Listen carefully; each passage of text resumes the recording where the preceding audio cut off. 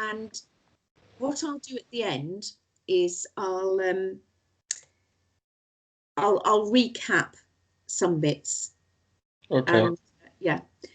So we were saying that when you are sleeping overnight, you produce melatonin from the pineal gland, which helps you sleep. But then just before you're waking, as the day starts to get light, then you stop producing melatonin, and your cortisol levels from the adrenal glands start to raise, because the cortisol will release sugar from the liver, and it'll start to give you some sugar to help get you awake. Okay. So that first waking is generally when people feel most bright and breezy. Now then, if they decide to go back to sleep, what happens then is that next time they wake, the blood sugar's dropped again because your body's produced insulin, stored away, and you generally feel less energetic and maybe a bit sluggish. Could you relate to that at all? Yes. Yes. So do you have sometimes a first waking point where you actually feel quite, naturally awake, but then you think, no, I'll have a bit longer, pull the cover up, have a bit longer, but then wake up and feel a bit groggy? Yeah, that's usually the case, yeah. Yes, yeah. And you were mentioning to me about hours of sleeping. When we sleep in the hours of darkness, it's when our body is producing melatonin from the pineal, and it is a natural time to sleep because your body is not producing the cortisol to wake you up. Whereas and I know it's very late at the moment, so it's starting to get light around 8 o'clock, isn't it? And so generally our body is producing more cortisol around then, and we get this natural blood sugar lift because our body is waking us up. But then if we decide to turn over and, pull the covers up and go back to sleep, we are losing that sugar will be stored again by insulin because we're not burning it off. We're not doing anything. We're not getting up and getting on with the day. But obviously, the other thing that's happening is that as you sleep overnight, from 11 till 1 p.m, your gallbladder is working at its peak. From 11 p.m, sorry, from 11 till 1, that's gallbladder, 1 a.m. till 3 a.m, while we rest, our liver is cleaning the blood at its peak. That's its peak 2 hours of working. So if we're resting, we're giving the liver a really lovely opportunity to clean the blood really effectively. Whereas if we're up and about and doing, then the liver's got to concentrate on keeping enough sugar there to give us energy to move around or think or do what we're doing. 3 till 5 a.m. is the peak time for the lungs, when the lungs are working at their best. And this is why mountain climbers who are tackling things like Mount Everest will get up at 3 and leave because their lungs, their breathing is at its peak. So then 5 while 7 a.m. is the time of the large intestine. And again, all of these routes of elimination, gallbladder, liver, lungs, and large intestine, ideally, if that's our sleep time, then they're all working hard while we're resting. And they've got the opportunity to do that because we're taking our ease. Does that make sense? Yes, it looks a good system. And so when we're pushing past that 11 o'clock hour, we're kind of burning out the body in a sense. when it could be getting more Rest. more rest. Yeah. So that, you know, there's a reason for the darkness. It's hopefully bringing up the hormones that are going to suit those organs of elimination. And so if you think about that from a blood sugar perspective, if you're actually jumping out of bed when your body is naturally stopping producing melatonin, starting to produce some cortisol to wake you up, you then ideally break the fast mechanically early on in the day.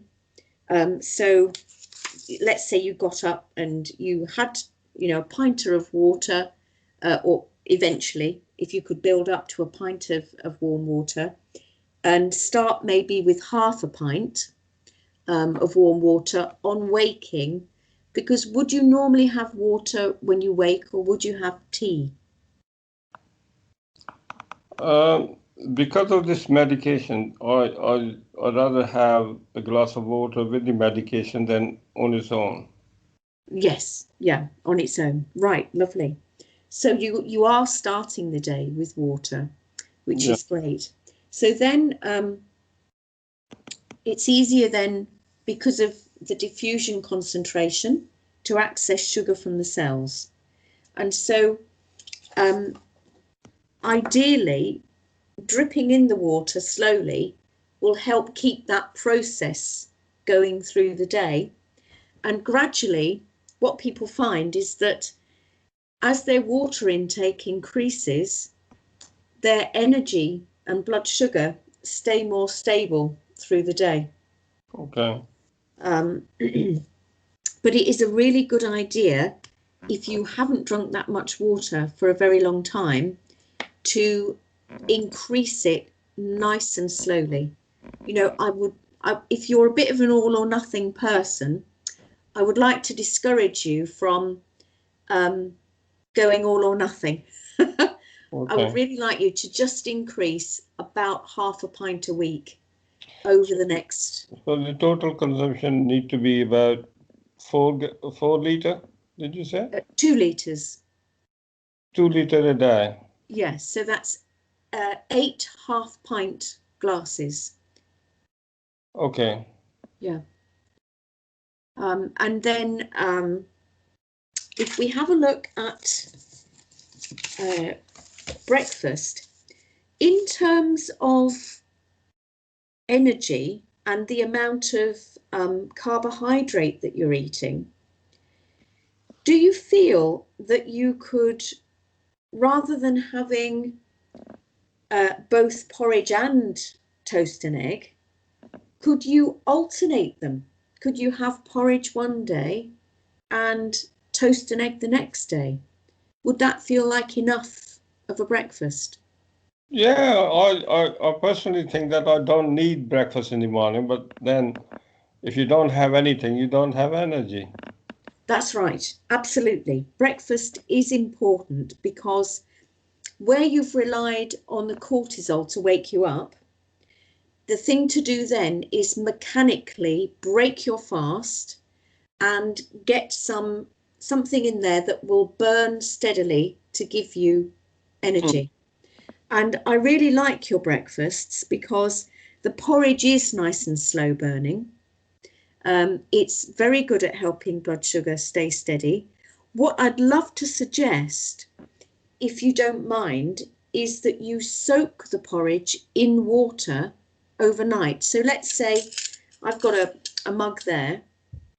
If you did 30 to 40 grams of porridge, and let's say that was half a mug of oats, into the pan, and then a mug of cold water on top of it, and leave that to soak overnight, because then the fibre in the oats soaks up the water, and instead of you having to pour a lot of water on to digest it, it's giving you water, because the fibre in it will give you water back.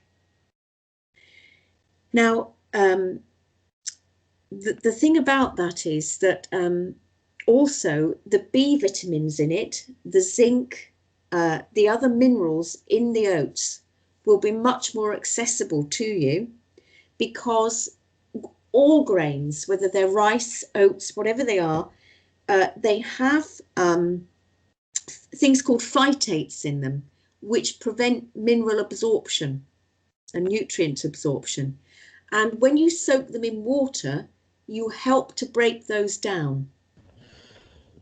Okay. So what's the ratio of, I mean, I have, say, 40 grams of porridge. Yep. So how much water do I need to put in? You could put excessive water as Yes, well. about 80 mils, so twice the amount of water. Okay. Yeah. So for every 25 gram of water, 50 mil of water. Every 25 gram of porridge oats, 50 mil of water. So twice the amount. Twice the amount, yeah. Okay. And it's one of those things that if you want to, let's say you were eating porridge each morning, you could soak it from the morning before quite happily in the pan that you're going to cook it in. But if you can try and get into the habit of thinking, well, if I'm having porridge in the morning, I'm going to soak it from the night before. And if you forget, get it soaking as soon as you get up, because even that will help. And then you can add some milk to cool it. You could put a few blueberries on it. You could chop an apple into it. If you wanted a little bit more, because sometimes what people say to me is that it is very bland with water, but you will not get the same benefit by soaking it in milk. Well, that's correct. Yeah. So the cooking of porridge in milk after soaking, is that okay? Well, ideally, if you can cook it in the water that you've soaked it in, Yeah. and then add milk to cool it. Oh, I see. And eat it with, yeah. Or if you wanted a little bit more richness, you could put a dollop of your yogurt with it. Okay. And a little bit of milk. But the amazing thing about the oats is that the texture of them, when you've soaked them like that in water overnight, is very creamy. It makes a very soft, creamy porridge, which is very pleasant. And then, do you tend to have one slice of toast or two? No more than one. No more than one. Lovely. So if you're having wholemeal toast with an egg, again, that's a nice, it's not too many carbohydrates to mean that when you're having them together, that's a lot of carbohydrates to produce insulin to store away. And the unfortunate thing is that when our cells are not happy to take up more sugar, then we start to store the sugar as fat. Okay. And that's when we start to put weight on around the middle. Particularly when, and this is why, in a way, I'd prefer that you had a meal at lunchtime rather than just a piece of fruit, because when you don't eat enough to keep the blood sugar steady, what happens is that you tend to produce more cortisol, which is a stress hormone. It will block progesterone in the body, which in turn is a supporter of your thyroxine, which means that you tend to gather weight. And with cortisol hormone, you gather weight round the middle. and we become apple-shaped. Oh, yeah. And so this is the other thing that can occur when we're stressed, because if we're stressed and producing cortisol, we will tend to become apple-shaped. Okay. So it's weighing up how much of my apple shape is internal stress because I'm dehydrated, and how much of it is external stress because of life. Okay. So this what you're suggesting, lunchtime, is instead of skipping a meal, I have something to eat. Yes, yes. And again, if you're going to have a piece of bread, if you're going to have bread, I would actually suggest that you had an open sandwich on one slice. Okay. And that you top up with something like, maybe a few bits of vegetable, like some tomato and cucumber, or maybe boil if you get an organic chicken carcass, to boil it up to make a stock and have a chicken broth as your lunch. Yeah. Put plenty of veggies in it. Rescue the veggies and any excess chicken off the bone, discard the bone, whiz the soup up, and that will probably do you a couple of days. Yeah. Good idea. Yeah. Would you normally get rid of the bones? Yes. Yes. Have you ever made a chicken stock before? No. No. Could I send you a recipe? Okay, that's good. And I'll send you also a recipe for an oat muesli. Okay. Which is like a cold, it's perhaps not ideal for this time of year. The nice thing about your egg and your porridge is that they're warm, which is lovely. Yeah. And that's the lovely thing about a soup. So if you had your chicken broth, instead of having a piece of bread with it, you could always throw in some white beans like cannellini, or some flageolet beans, the little green ones, or some kidney beans, or chickpeas. You could even have cooked some lentils alongside and throw them in the chicken broth, so that you've got a bit more bulk to the soup. Okay. Or extra vegetables would be great.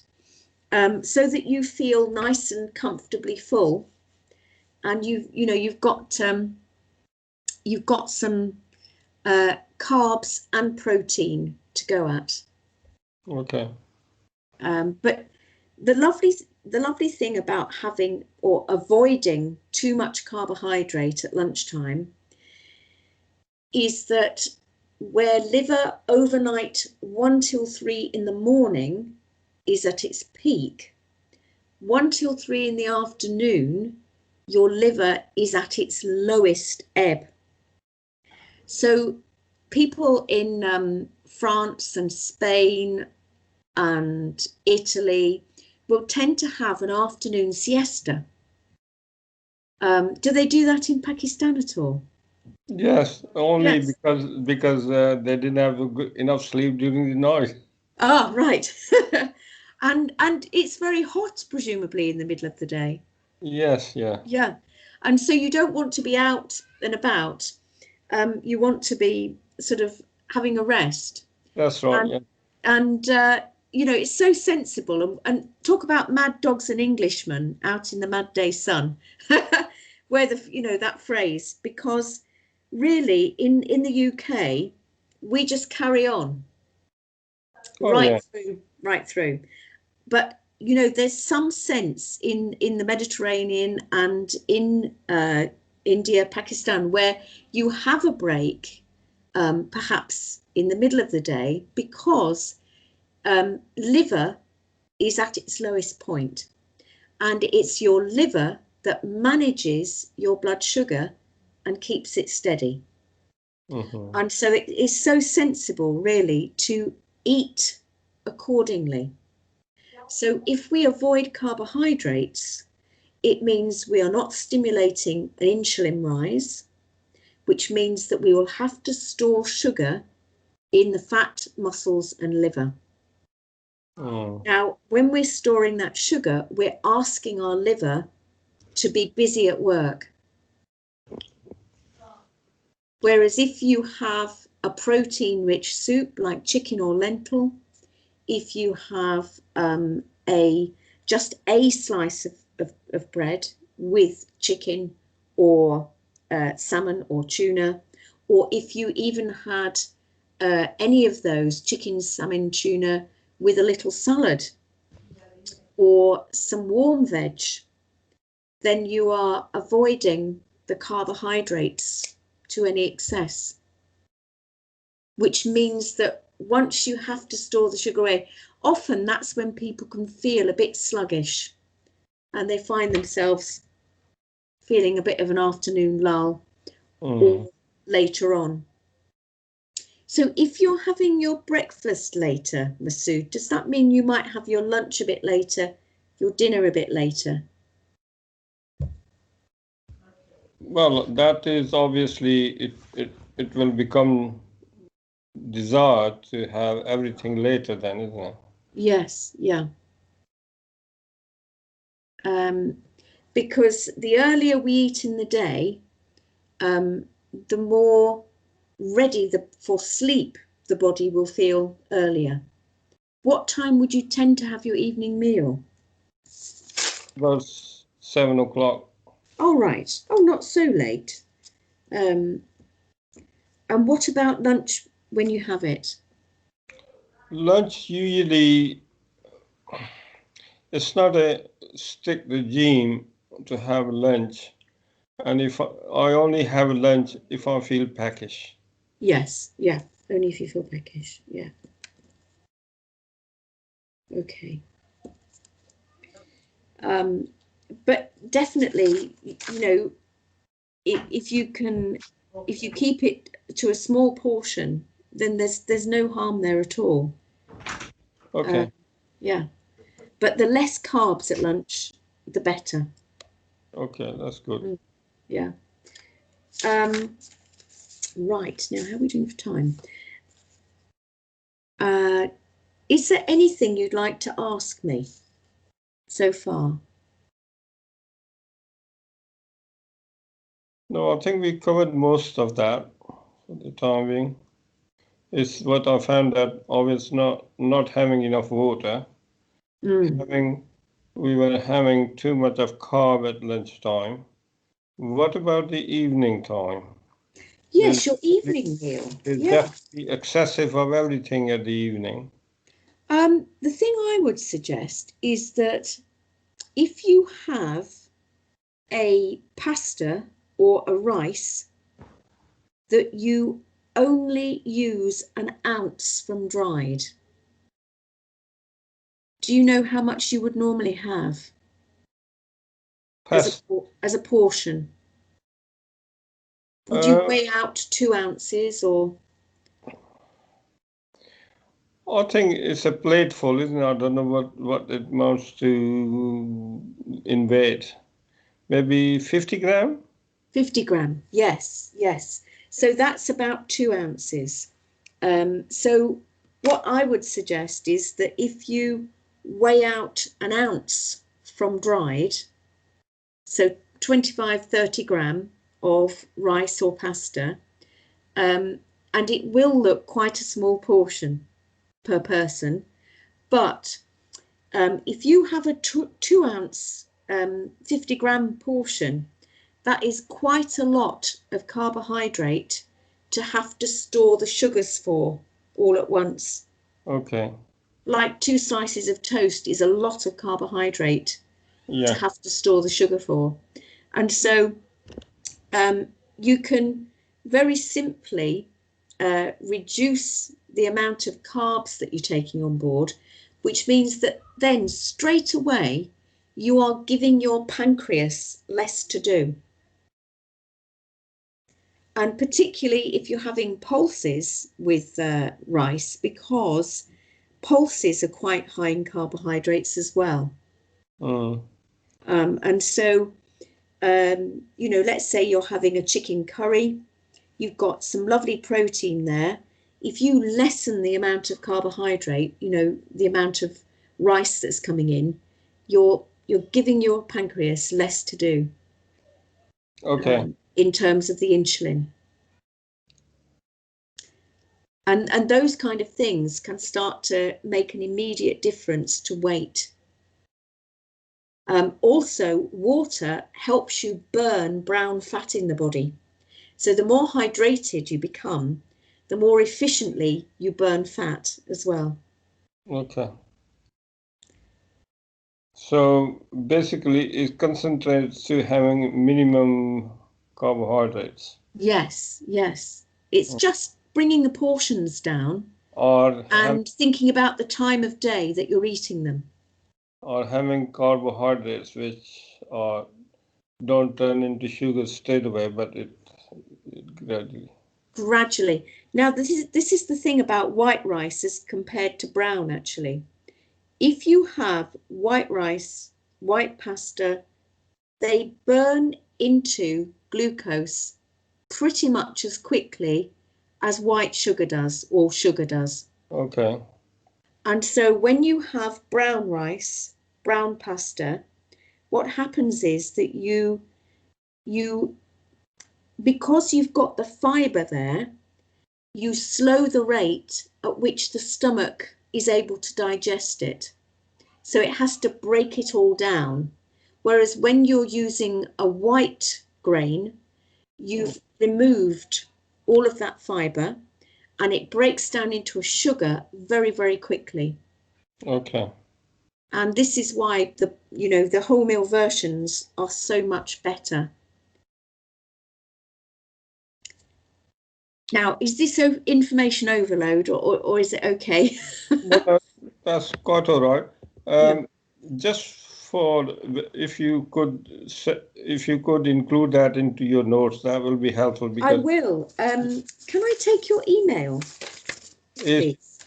Anwar@aol.com. Anwar Master Anwar. Yeah. Yeah. At AOL.com. AOL.com. Yeah, I will write that down in an email. And I will just recap for the recording, because we looked at the beginning at your 100 trillion cells, which are about 70% water. And each and every day, cleaning out cleaning out waste, which is carried away on 4 pints of water via the kidneys and your urine, your lungs and your breath, even though we can't see the breath. Are we saying that I need to have 4 pints of clean water every day? Every day, but build up slowly. Okay. So this week, 2 pints. Next week, 2.5 pints. The week after, 3. 4 pints is 2 litres, isn't it? It is, yes, yes. And so generally speaking, if you've got a 1/2 pint mug or a 1/2 pint glass, that you want 8 of those as a goal in about 5 weeks' time. And so your body, ideally, bringing that water back in, that you're excreting from the lungs, the kidneys and the skin. And we talked about how the sugar, in order to access sugar from the cells that's stored there already, we need to change the concentration gradient outside the cells by thinning the lymph with water. The blood is 55% water. Your lymph is 80 to 90% water.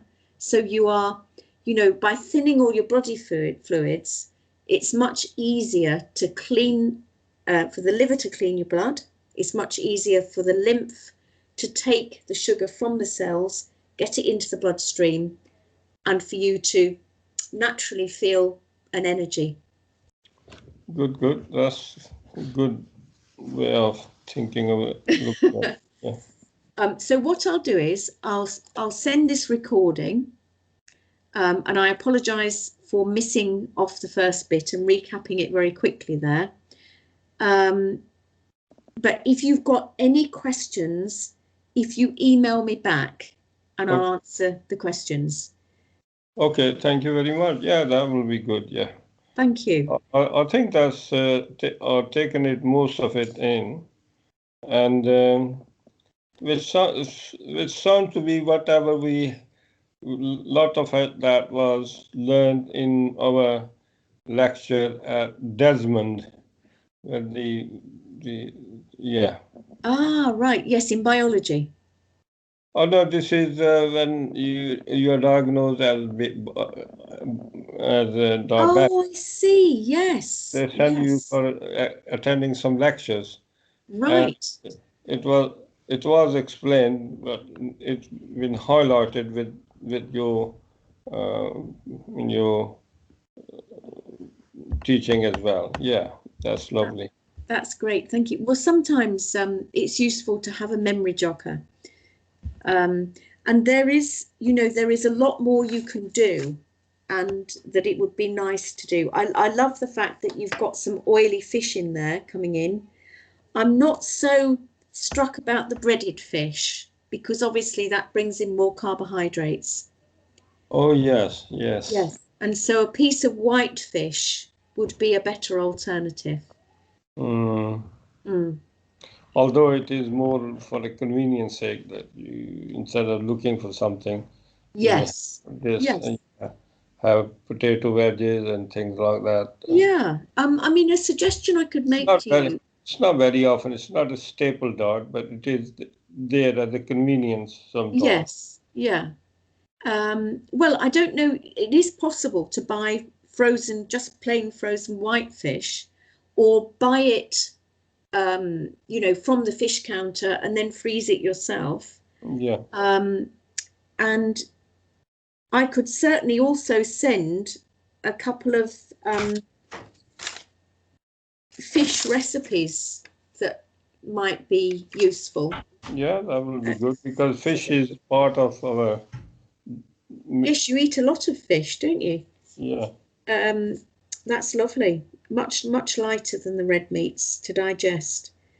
Right, so I've got those for you to send. There is another thought.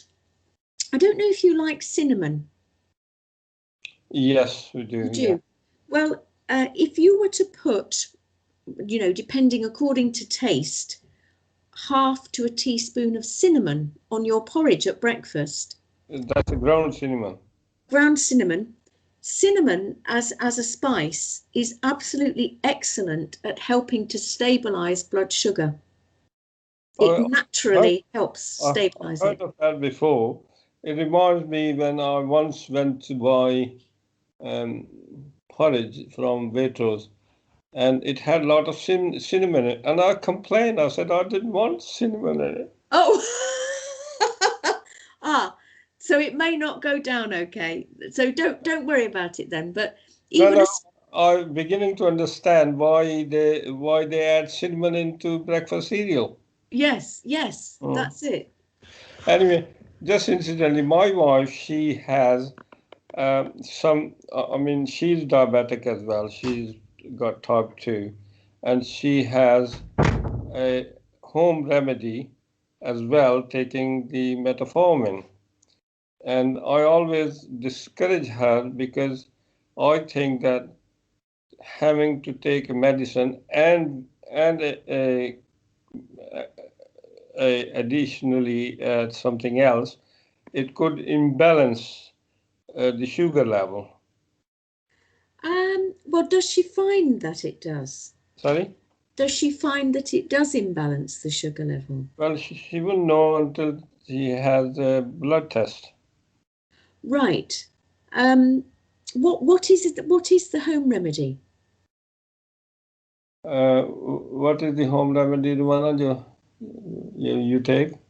I think it's a They are the seeds of, it's a mixture of ground spices like the Ajwain and black seed and yes. Nigella seeds. Right, yeah. And the coriander, dry coriander. Oh, okay, yes. And one else, which I don't know the name, etc. And that is we have this. I think I don't know the name. There's another. It's funny actually because my homeopath from Essex, I'm still in touch with him, and he was from Sri Lanka, and he sent me the name of a root recently, which is naturally helpful. I can't remember the name of it. Black pepper. Ajwain, किधर है अजवाइन का? Yeah. That's Ajwain. Yeah. Carbon seeds, yeah. Oh, okay. Yes. Yeah. In equal portion, in equal volume or weight is cardamom seeds, nigella seeds, and white, and it's called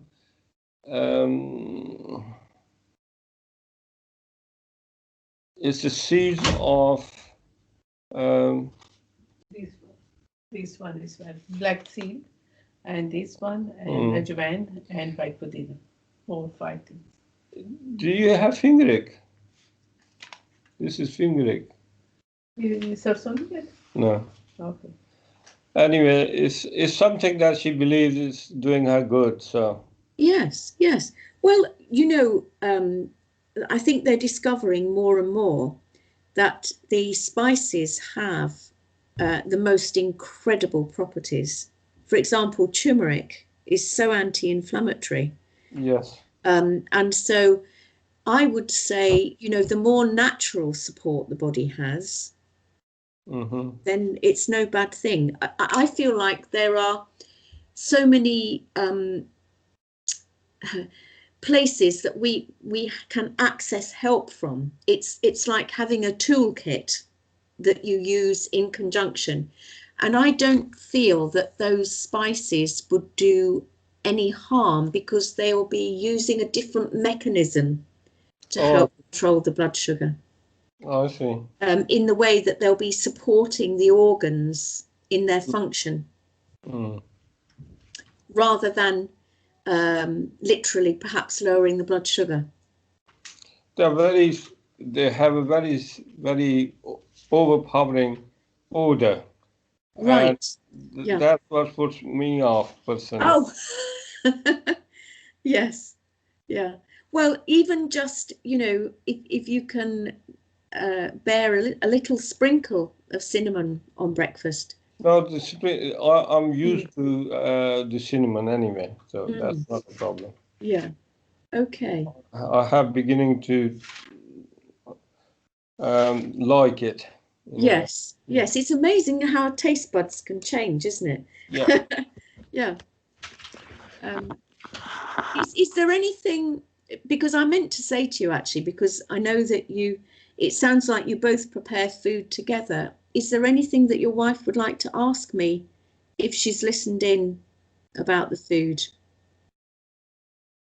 No, it's all right. Or she can ask me. Yeah, okay. Because I don't think she was here all the time. Okay, right. Yes, I didn't know. Yeah. Okay. Any more questions? No, not at the moment, but if I have any questions, I'll make a note of that and we will have that in the next meeting sometime. That's lovely. Yes, that would be great. Do you propose to have another meeting sometime? Yes, usually it's helpful to have 3 or 4 and to build on what you're doing already. Okay. Mm. And there's a few things I would particularly like to look at, but So shall we reschedule after Christmas, because this is a yes, please. Yeah. So let's Be a see, busy time for you. about 5 weeks from now would be good. Okay. Yes. I don't know if you want me to mention some dates in the email. Do mention it, please, so that we. Yeah, and then you can decide what works best for you. Okay. Lovely. Is Tuesday morning a good time? Yes, I'm a retired person, so anytime I can fit in. Yes. Okay, lovely. Yeah. Well, it's been lovely to meet you, and I wish you a lovely festive rest with your family. Thank you very much. And how do you feel yourself with all this knowledge and recipe at your hand? Is that something you sort of help out others as well with that? Yes.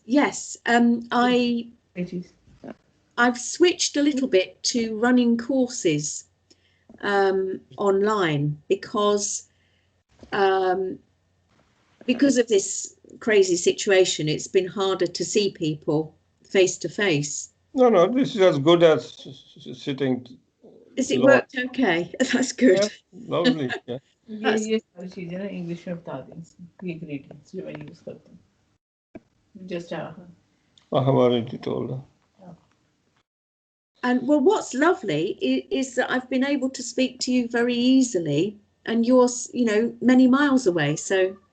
Oh yes, it's a good way of communication. Yes, it's not bad. I don't know why we change over to this kind of communication elsewhere, because when you are on the phone you can't speak, the signal goes and all that, and this is so effective.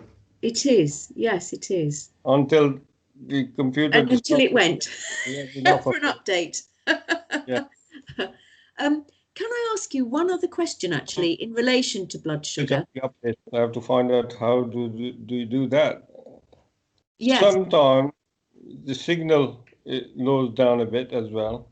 Yes. But it is generally good. That's good. Can I ask you one other question about, and this is in relation to blood sugar, I assure you. Do you switch your Wi-Fi modem off overnight? Yes. You do? Fantastic. Right. Yeah. So your body gets a break from it? Yes. Good. I'm very glad. That's lovely. I think this is extension of Sonia's way of life as well. Oh, lovely. She's a star woman. Yes. Good. Because these signals have had a massive impact on our blood sugar metabolisms for all of us. Because I think they have an electromagnetic field. That's right. After all. And to live in electromagnetic field all the time, that's not something that the body was created. Absolutely. Yeah. Absolutely. Yes. And did Sonia say you're an electrician? No, I'm a civil engineer. Civil engineer. I couldn't remember what she said. Yeah, right. Having to do, all my lifetime I spend my building roads and houses and buildings and things like that. Yes, right. More to do with their foundations and site development. Yes, of course. Well, it sounds like you've had a fascinating career.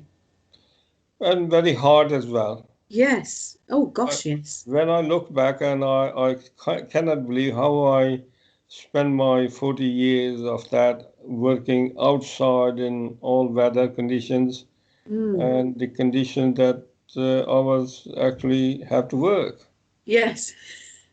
Well, especially in this country. Oh yes, yeah. Yes. Definitely. Yeah. I remember when I first came to this country, it was about 3 years on, and I was picked up I used to get picked up from my house where I live to work, and one morning as I woke up and I seen outside, it was all covered in ice, in snow, and I went back to bed. I said, well, nobody's going to come in this weather. No. And just as I was preparing to go to bed, I had a knock on the door, and this was my site agent, and he was going, come on. I said, Right. I nearly said to him, what the hell are you doing in this weather? What are you going to do at work? That's it. We used to plow along in all weather. You pull your boots on and off you go. So it was tough, but it brought me in parallel with the climate in this country. So yes, yeah. yes. Okay, Wow. Well, thank you. Thank you. Thank you very much, and I'll speak to you soon. Look forward to seeing you in the new year. Yes. Is that what you do for a living as well, or is that just? Yes, this is how I earn a living. Yeah. Anyway, Sonia will sort it out for you. That's great. Thank you very much. Okay. Take care, and thank you very much for your time. Thank you. Bye-bye, Mahud. Bye. Bye.